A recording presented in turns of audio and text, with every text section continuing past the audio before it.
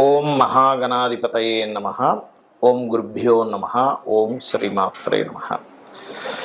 మనం ఈరోజు శని గురువులు ట్రాన్సిట్లో గోచారంలో ఒకే రాశి మీద పడ్డప్పుడు 12 లగ్నాల వారికి ఎటువంటి ఫలితాలు జరుగుతాయి.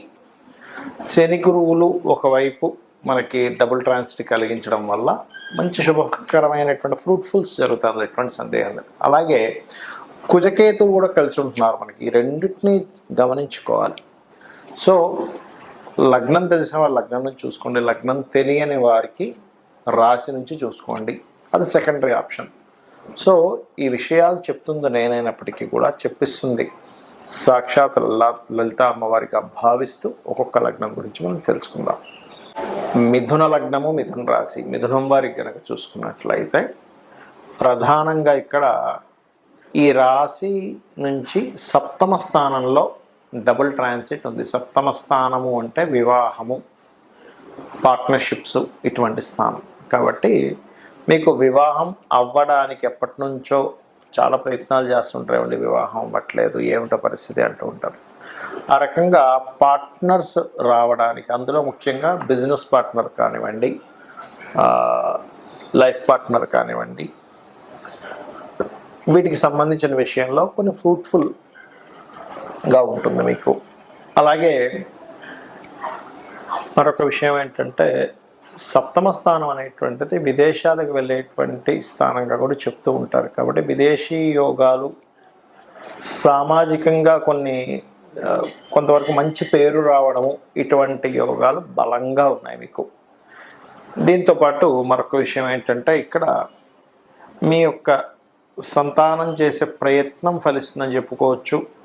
మరియు అదేవిధంగా మీ యొక్క జీవిత భాగస్వామికి కూడా కొన్ని ఫ్రూట్ఫుల్, గతంలో ఎప్పటి నుంచి ఎన్నో కష్టపడుతున్నటువంటి కొన్ని కష్టాలు అనుకోండి, ఏవైనా అనుకోండి, వాటికి సంబంధించినటువంటి విషయంలో ఇక్కడ నుంచి చాలా మటుకు పాజిటివ్గా ఉంటాయి, అందులో ఎటువంటి సందేహం లేదు.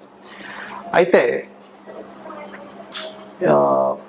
ఇక్కడ నేను మీకు సప్తమ స్థానం అనేది పార్ట్నర్షిప్స్ అన్నాం. అంటే పార్ట్నర్స్తో బాగుంటుందా అంటే ఏదైనా బిజినెస్ చేసేటప్పుడు మీకు మీ పర్సనల్ చార్ట్లో పార్ట్నర్షిప్ చేస్తే బాగుంటుందా లేదా, మీ సప్తమాధిపతి ఎలా ఉన్నాడో చూసుకొని చేయాలి. అలాగే అదేవిధంగా మీ బుధుడు ఎలా ఉన్నాడు, దాని పరిస్థితి ఏమిటంటే తెలుసుకొని పార్ట్నర్షిప్లోకి వెళ్ళాలి. 3వ స్థానంలో ఎప్పుడైతే కుజుడు కేతువు ఉన్నారో, ఈ కుజ కేతువులు కూడా అగ్రిమెంట్ స్థానంలో కూర్చున్నారు. కాబట్టి మీరు ఏదైనా అగ్రిమెంట్ చేసేటప్పుడు సహజంగా 3వ స్థానంలో పాపగ్రహాలు మంచిదే, అందులో ఎటువంటి సందేహం లేదు. కాకపోతే ఇక్కడ ఎప్పుడైతే మీకు ఈ 3rd హౌస్ కమ్యూనికేషన్ స్థానంలో ఉన్నందుకు ధైర్యము, పరుష పరాక్రమాల ద్వారా కలిసి వస్తుంది, అందులో ఎటువంటి సందేహం లేదు. కాకపోతే ఎప్పుడైతే మీరు కమ్యూనికేట్ చేసేటప్పుడు కొన్ని విషయాల్లో మీరు మంచి చెప్పినా సరే అది కొంచెం గొడవకి దారి తీయడము, ఏదైనా అగ్రిమెంట్స్ రాసుకునేటప్పుడు కూడా అందులో ఏదైనా క్లాజ్ మీకు ఇబ్బంది కలిగేలాగా ఉండడం అనేటువంటిది చాలా స్పష్టంగా గోచరిస్తుంది. కాబట్టి ప్రధానంగా మీరు గమనించుకున్నట్లయితే ఈ యొక్క విషయంలో చాలా చాలా చాలా కేర్గా ఉండండి. ఇక మీరు నిత్యము చేయవలసిన దేవతారాధన లలితా సహస్రనామాల్లో ఓం కనకాంగత కేయూర కమనీయ భుజాన్వితాయే నమః అనే నామస్మరణ చేయండి. ఎర్రటి పుష్పాలతో గణపతిని లేదా స్కందుని ఆరాధన చేయండి. కందులు, ఉలవలు దానంగా ఇవ్వండి, అన్ని విధాలా బాగుంటుంది. చాలామంది నన్ను అడుగుతున్న అంశం ఏమిటంటే ఇక్కడ మీకు గోచారంలో జలరాశుల్లో కుజుడున్నప్పుడు కొంత జల సంబంధంగా గొడవలు ఇవన్నీ వచ్చాయని చెప్పారు. కొంచెం జల సంబంధంగా ఈ నేవీ వాళ్ళు వెళ్ళే ట్యాక్స్ ఇవన్నీ చెప్పారు కదా. అదేవిధంగా ఎండాకాలంలో వర్షం అన్నారు, అదే రకంగా మనకు వర్షం కూడా పడింది. మరి అదే కుజుడు సింహరాశిలోకి వస్తున్నందుకు ఏమిటని చాలామంది అడుగుతున్నారు. ఇక్కడ సింహరాశిలో కుజుడు వస్తూ కేతు కూడా అక్కడ ఉన్నందుకు ఈ సంవత్సరం మనకి రాజ్యాధిపతి రవి, మంత్రి రవి అవుతున్నాడు. కాబట్టి ఈ రవి రాశుల్లోకి ఎప్పుడైతే అగ్నికి సంబంధించిన గ్రహం, ఒక విస్ఫోటం జరగడానికి కారకుడైనటువంటి గ్రహం ఎప్పుడైతే వస్తున్నాడో, ఒక దేశం మీద మరొక దేశం విరుచుకుపడి పెద్ద పెద్ద బాంబులు వేయడం కూడా జరుగుతుంది. అది ఇండియా పాకిస్తాన్ అవ్వాల్సిన అవసరం లేదు, ఉక్రెయిన్ రష్యా కూడా అవ్వచ్చు, లేకపోతే అమెరికా ఇంకో దేశం కూడా కావచ్చు, ఏదైనా ఒక దేశం కావచ్చు. ఆ దేశం మీద పెద్ద స్థాయిలో ఎక్కువ ఉష్ణాన్ని కలిగించేటువంటిది వేయడం జరుగుతుంది. అదొకటే కాకుండా ఈ ఈ పిశాచ యోగం ఉన్నప్పుడు పర్టికులర్గా రాబోయే 2 months కూడా మన ఇండియాలోని కానీ వేరే దేశాల్లో కానీ కాస్త పుణ్యక్షేత్రాలు దేవతా ఆలయాల మీద కూడా ఈ అటాక్స్ జరగనున్నాయి కాబట్టి కాస్త జాగ్రత్తగా ఉండాలి. కొంత స్లీపర్ సెల్స్ వల్ల ఇబ్బందులు ఇటువంటివి జరగనున్నాయి కాబట్టి ఈ యొక్క అంశంలో చాలా జాగ్రత్తగా ఉండండి. అయితే ఇక్కడ ఎవరి జన్మజాత చక్రంలో అయినా గుర్తుపెట్టుకోండి, వాళ్ళ పర్సనల్ చార్ట్లో ఇప్పటివరకు మనం ఏదైతే డబుల్ ట్రాన్సిట్ గురించి చెప్పుకున్నామో వాళ్ళ పర్సనల్ చార్ట్లో కనుక కొంతమంది చూడండి ఇప్పుడు నాకు ధనం వస్తుందా లేదా అనుకుంటూ ఉంటారు. వాళ్ళకి పర్సనల్ చార్ట్లో ధనభావం మీద ఈ డబుల్ ట్రాన్సిట్ వచ్చింది అనుకోండి, డబ్బులు ఖచ్చితంగా వస్తాయి. లేదంటే ఒక కాంట్రాక్ట్ అవ్వాలనుకుంటున్నాము, వాళ్ళ పర్సనల్ చార్ట్లో 3వ భావం మీద కనెక్ట్ అయింది, అప్పుడు ఒక మాట్లాడుకొని అది కాంట్రాక్ట్ రావడానికి అనుకూలిస్తుంది. కొంతమందికి ఏమంటే నేను ఒక గృహం కొనుక్కుందాం అనుకుంటున్నాను, అనుకూలిస్తుందా లేదా అనుకుంటే ఒకటి గుర్తుపెట్టుకోండి, ఎప్పుడు కూడా గృహం కొనుగోలు చేసేటప్పుడు మీకు 4వ భావానికి సంబంధించిన మహాదశ అంతర్దశలు అనుకూలించాలి. ఈ డబుల్ ట్రాన్సిట్ 4వ భావంలోకి రావాలి. దాంతోపాటు మీరు ఏదైతే గృహం కానీ స్థలం కానీ కొనుగోలు చేసేటప్పుడు ఆ దిశ అంటే ఒక్కొక్క పేరు గల వాళ్ళకి ఒక్కొక్క దిశ మనకి వస్తుందని చెప్పారు శాస్త్రంలో. ఎక్కడా కూడా తూర్పు ఉత్తరం మాత్రమే మంచివి, దక్షిణం పడమర మంచిది కాదని ఎక్కడా చెప్పలేదు.